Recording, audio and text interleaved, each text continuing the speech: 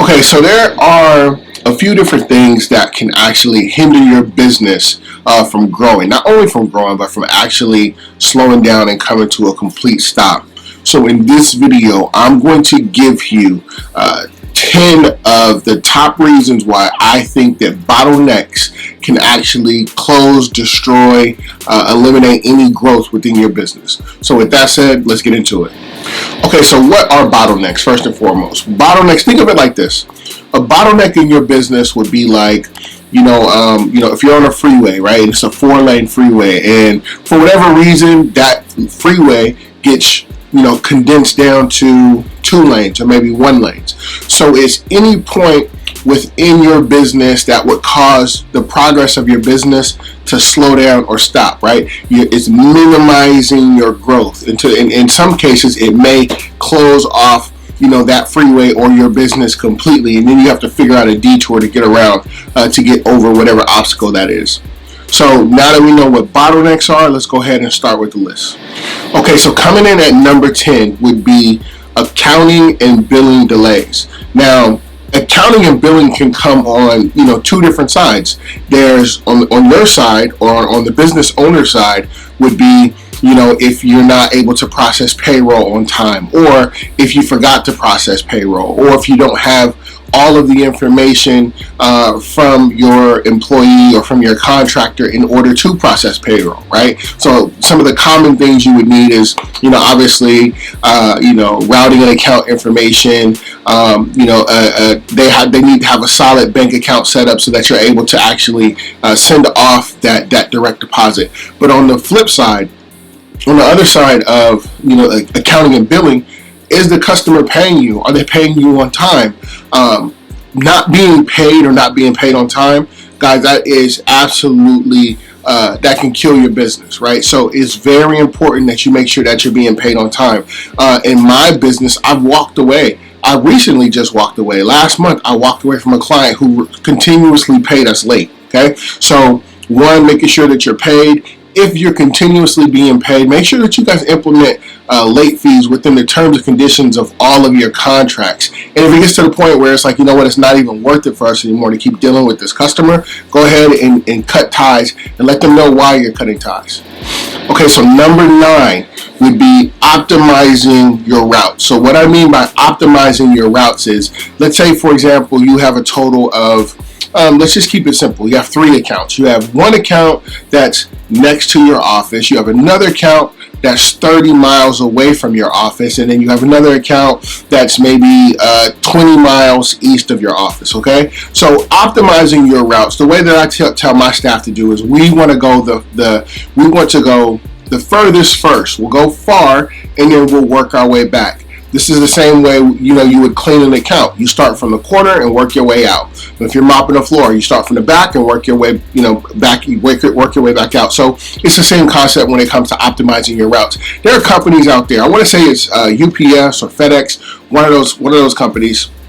When it comes to optimization, I've heard, I haven't been able to verify, but they make their company all continuously make right turns. So they build out their routes, and they're always making right turns, or they'll make as many right turns as possible. And the reason why they're doing that is because, one, it saves them gas from sitting inside of the left turning lane, and you're able just to move more fluid. So this is the way that I've heard that they've actually built out routes. There's a couple of other things that they do for optimization when it comes to doing things on a larger scale, but in terms of what we're talking about, some of those other things really don't apply.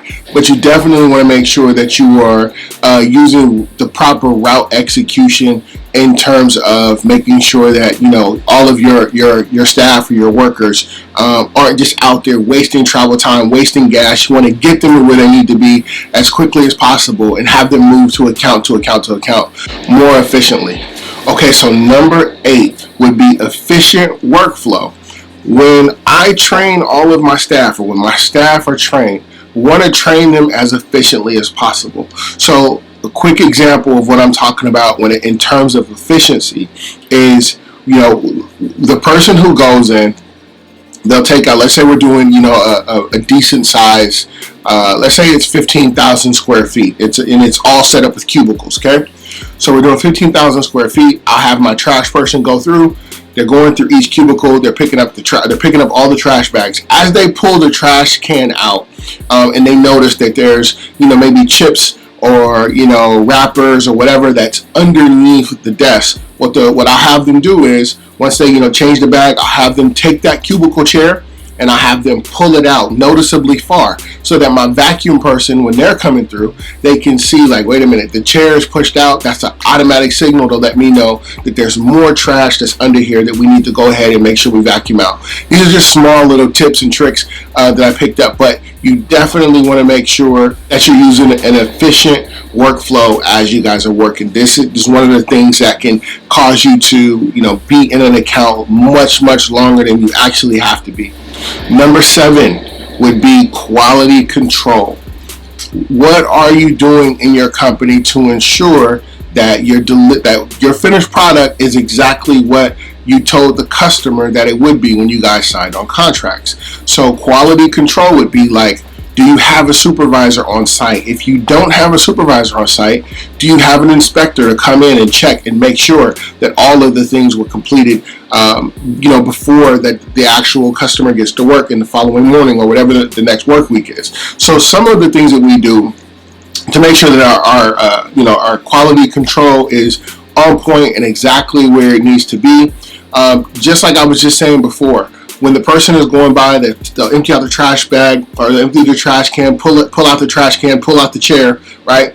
This allows the person who's vacuuming to go around vacuum, but then as they're vacuuming, they're double checking to make sure, like, wait a minute, no trash. Oh, this person, they missed the trash here, or they forgot to put a bag here.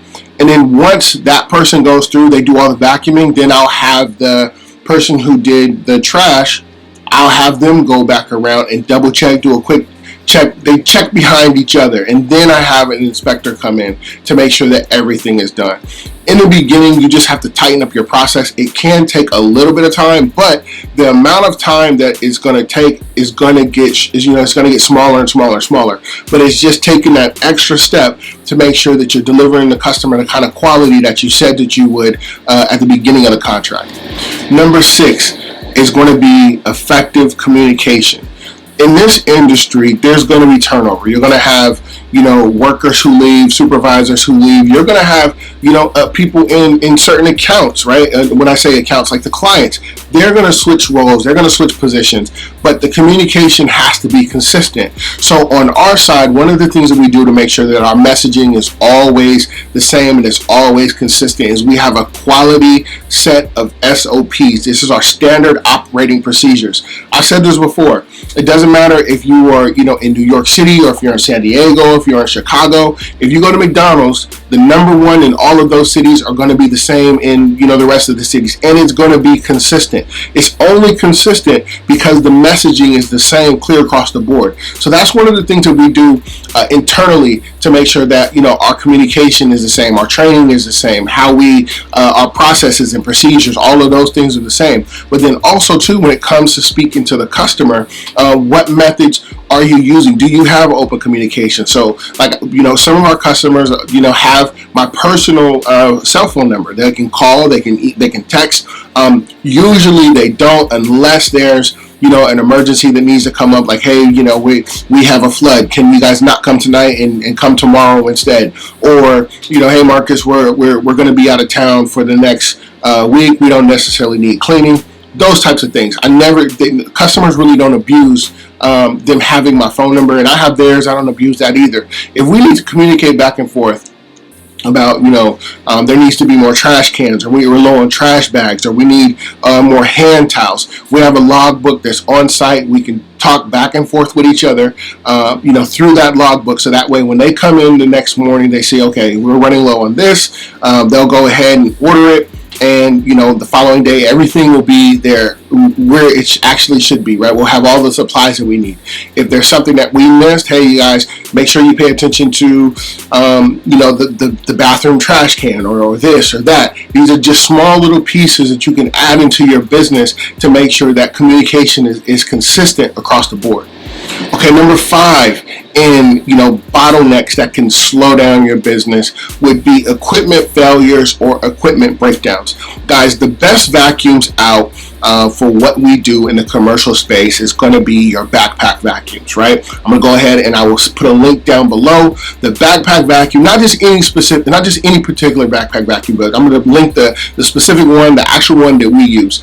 Even though we use this and it's built for commercial, right? We're using this thing for hours and hours and hours, and it's getting tossed in the back of cars and put in the closets. And these vacuums are built to last, but there are going to, just like anything else, right? It's going to break down. There's going to be problems that you might get a shortage in in the cord, or you might need to.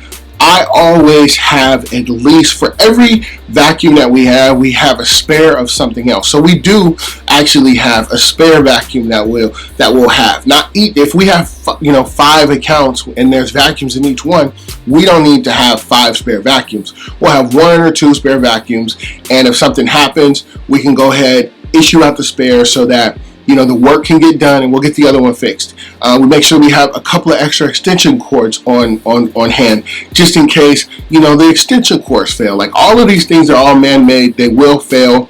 But you don't want to be in a situation where it's 2 o'clock in the morning, 1 o'clock in the morning, and now a piece of your equipment has failed, and you don't have a way to fix it, and the customer is going to be there in the next 6-7 hours.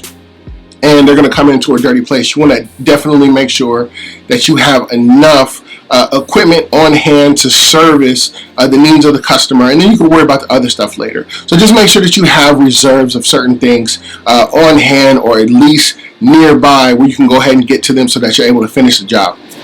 Okay, number 4 is going to be supply shortages. Guys, during COVID, right?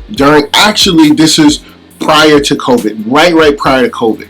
I always say, make sure that you have a few different places that you can go to get supplies, right? Make sure you have a few different places, but I always suggest that you have somewhere local, just for quick emergencies. So prior to COVID, I go into the place that's local to us, the place I always go. I've always given them good business. The owner, or not one of, he's close to the owner. I forget what his exact role is, but it's not his building, but he has a high position. He pulls me to the side and he says, "Hey, this thing that they're talking about is pretty serious, right? This is before the world knew about it, right? And I'm in Washington State, and the first case was actually here." He said, "Hey, whatever you're coming in here to buy multiples, right? And we've done enough business together where it's like, I know you're not just trying to sell me on something." So I take his word for it. I buy multiples. And shortly later, the news comes out, everything shuts down. My point of telling you this is that he told me to buy multiples. Now, I bought multiple cases of gloves because if you remember, during that time, gloves were extremely hard to get and they were very, very expensive. Because we had a really good relationship, because I listened to him and I purchased the things that I needed to purchase at the time that I purchased them, when new gloves came in, I was always at the top of his list. Hey, we got more gloves in, and I'm talking about like a box of gloves. At that time, you can look on like Amazon and other different places. These boxes of gloves were $23, $25, $26 per box of gloves. If you run a small business and you were just getting into business at that time, a lot of those companies failed, not because they couldn't get clients, not because they couldn't get contracts, because they didn't have the necessary equipment on hand to go out and service these accounts. Now, I knew business owners and some commercial cleaning owners who would just say, "Hey, I'm just going to send my guys out with no gloves." I was never in that situation. I'm thankful and I'm grateful that I always keep more than enough supplies on hand, because as we're bringing people in, I don't want to be like, "Hey guys, you guys are going to come work, you're going to go clean this daycare or whatever it is, but I don't have any gloves for you." So no, at that time it was hard enough as it was to get people to actually come to work, stay at work, and then help your business grow.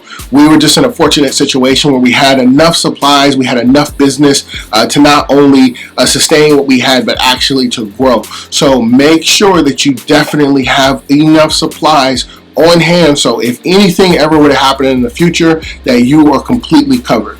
Okay, so coming in at number 3 is going to be the lack of training.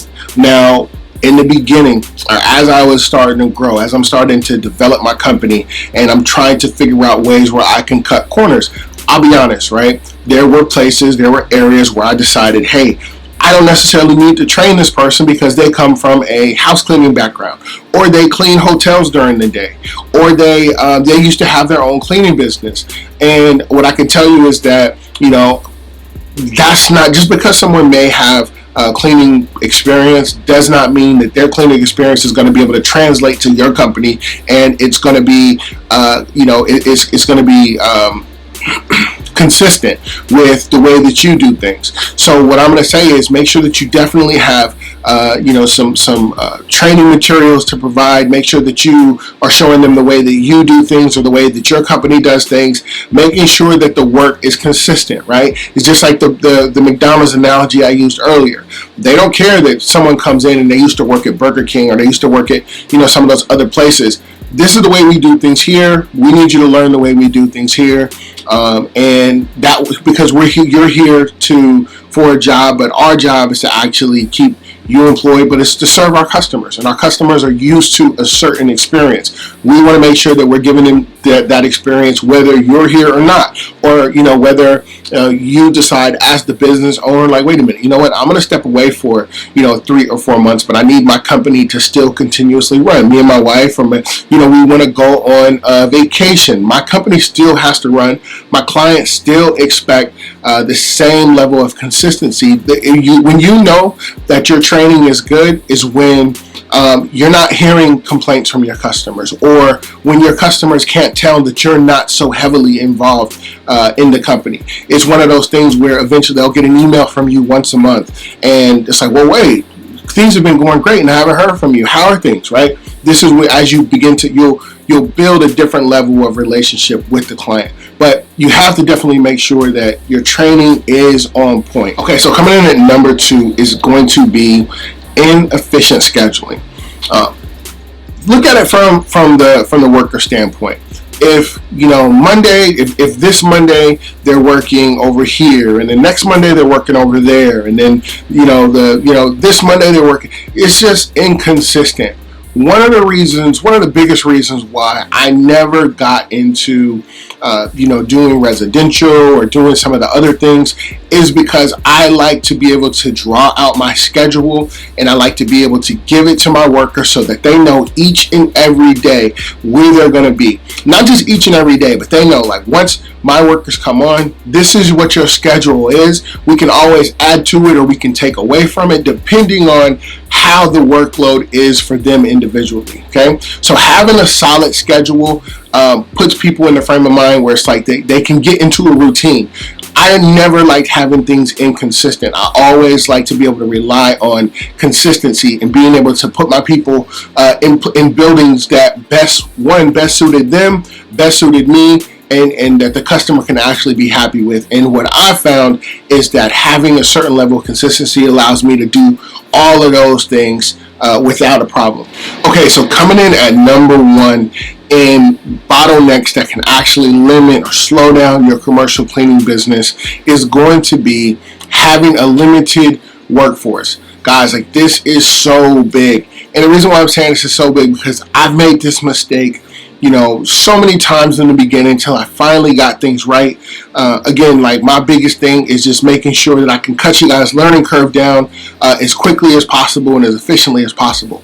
But making sure that you have a solid pool of employees or contractors, whoever it is, whatever you decide to go with, one or the other, actually before you get accounts, right? And this is the reason why I say this, because you don't want to get a job that is too big for you or too big for, your current crew, and now you have to go out and hire in desperation.